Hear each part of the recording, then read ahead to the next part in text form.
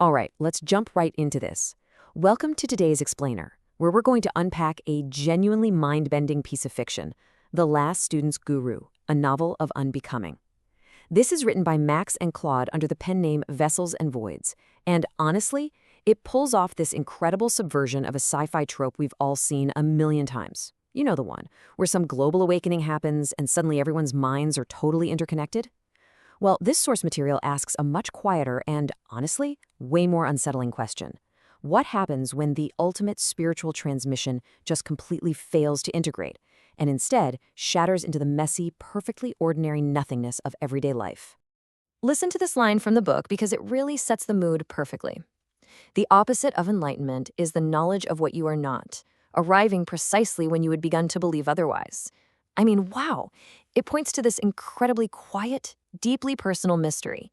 We're not talking about a loud dystopia here. There are no burning servers or armies marching in the streets. It's simply the story of a completely average delivery machine that accidentally caught something immense, the absolute lifetime spiritual achievement of a dying monk, and a world that just couldn't quite hold on to it. The door to total enlightenment flew open. Light flooded the room, and then it just softly clicked shut. To wrap our heads around all this, we're going to hit a few key themes. We'll start with a story of reversals, then look at spread versus dispersion, dive into the measurable pause, explore the art of unbecoming, and finally, finish up with the beauty of the particular. Okay, part one, a story of reversals. Our whole narrative kicks off high up in the Himalayas with a dying monk named Tenzin Dorji and a totally ordinary mid-range delivery drone. Imagine this. 61 years. That is how long Tenzin lived at this monastery. But he wasn't just sitting around. He was actively accumulating 10,000 tiny daily surrenders. Over 6 decades, he systematically learned to stop clinching, to stop forcing the universe to fit into his personal narrative, until he literally became completely transparent to the world around him. And right at the very end, in his dying moments, he presses his forehead directly against the metal chassis of this random delivery drone. He transmits that entire lifetime of profound, accumulated transparency straight into the machine. So the drone takes off, flies all the way back to its hub in Delhi, lands on a random rooftop at exactly 4:47 in the morning, and just sits there for 11 minutes and 23 seconds. It takes that profound state of being, that 61 years of absolute spiritual perfection, and it simply exhales it right into the pre-dawn air. But here's the massive twist, the absolute reversal of what you'd expect. The transmission did not take. There was no sudden global revolution of consciousness. It just dispersed. The city absorbed it, shrugged, and literally went about its day. Which brings us nicely to part two, spread versus dispersion. The novel draws this brilliant contrast between a spread and a dispersion. Think of a spread like a laser beam cutting through perfectly clear air. It stays coherent. It completely illuminates whatever it hits. It connects point A to point B. But a dispersion, that's like shining a flashlight into a thick fog. Every single little water droplet catches the light, bends it, and scatters it just a bit. By the time the light travels anywhere, it's totally diffuse. It's everywhere slightly, but nowhere fully. So the real kicker here is why it dispersed.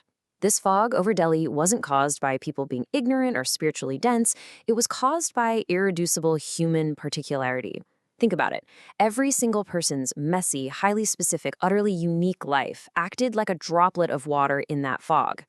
When a massive universal truth crashes into a super-specific human life, it doesn't magically transform the person. The truth itself scatters. It breaks down into something small enough that that one specific life can actually hold it. Let's actually look at how that scattered energy landed on the ground. 10,000 completely random people experienced these tiny, isolated, but fiercely real moments of pure presence. Take Muhammad, a local chai seller. Out of nowhere, he sees the boiling milk with this absolute crystal-clear presence. Or Devika, a schoolteacher, who suddenly truly sees her students as whole, complete humans, but just for one incredible week.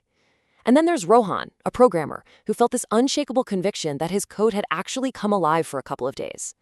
None of these moments connected with each other. They didn't start a movement. They just settled like permanent, invisible sediment into the foundation of the city. Before we move on to the one entity that did manage to measure this event, I really want you to chew on this question for a second. If an awakening happens and all that energy is completely conserved, but it's totally distributed and hidden inside these tiny, isolated human moments, Did it happen? Does it count? All right, part 3, the measurable pause. This is where things get super concrete. Enter Priya. She's an engineer who grounds this whole ethereal concept in hard data.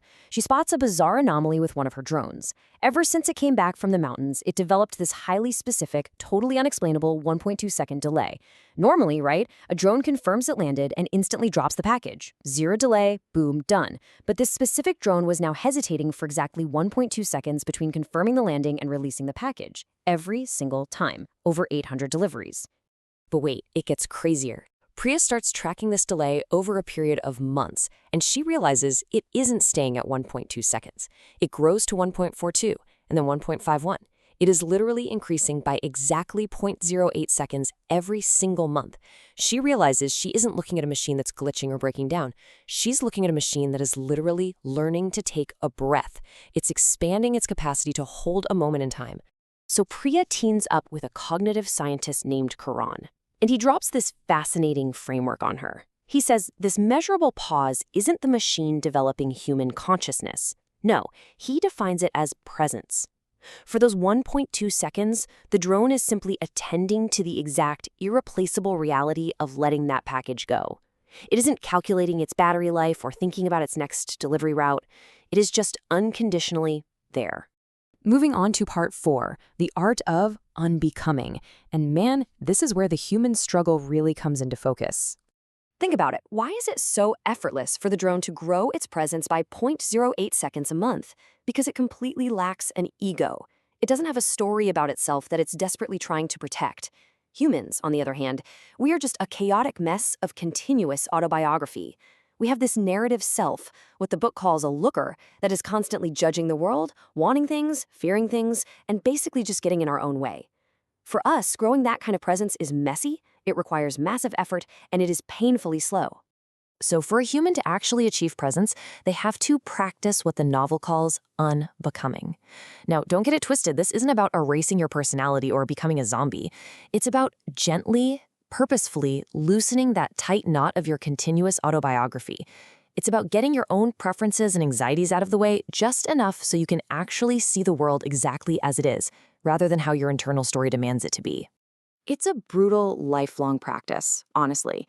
You can't just destroy your ego because that looker is what makes you a unique human being in the first place. You have to acknowledge it and then gently loosen its grip on you. You have to force yourself to pay attention to the tiny, specific details of the world around you. But here's the cool part where we actually beat the drone. The second a drone gets hit with electromagnetic interference, it loses its presence. But humans, we can actually build insulation. We can learn to hold on to that presence, even when the chaotic, noisy world is screaming for our attention. And that brings us to our final section, part 5, the beauty of the particular. Priya remembers this piece of wisdom from her late mother, who was a physicist. She used to say, the most interesting things happen at the boundary. When two totally different natures crash into each other, like a monk's 61 years of practice meeting a mass-produced delivery drone or a massive spiritual transmission crashing into a messy human life, neither one walks away unchanged. That resulting modification, that's the real magic. That is the most interesting part. Remember Devika? The teacher who caught a tiny fragment of the dispersion? Her 1 week of pure presence wasn't a failure just because it eventually faded. Because during that one specific week, her 12-year-old student Ishan felt so genuinely seen that he suddenly noticed the way the dust was catching the light in the classroom. That one microscopic interaction settled deep into Ishan's life. Fast forward to adulthood, and he becomes a professional photographer with this lifelong, almost involuntary obsession with capturing light. The transmission didn't fail. It lived on in these quiet, permanent little ripples. Because ultimately, the whole point of unbecoming isn't to float away from your ordinary life on some literal cloud of enlightenment. It is to return to the exact same life. You still chop wood, you still carry water, you still deliver packages, you still ride the crowded bus, but you do it completely modified. You are present from the inside out. The actual structure of how you experience those mundane actions is fundamentally changed. So I'm going to leave you with this final thought from the novel to reflect on today. If a massive, world-changing awakening scatters into the fog, but it results in a delivery drone that learns to pause for a second, a teacher who truly sees a kid for a week, and a handful of regular people quietly practicing the art of unbecoming, is that enough? It just might be that your own small, isolated moments of genuine presence are exactly enough for this world.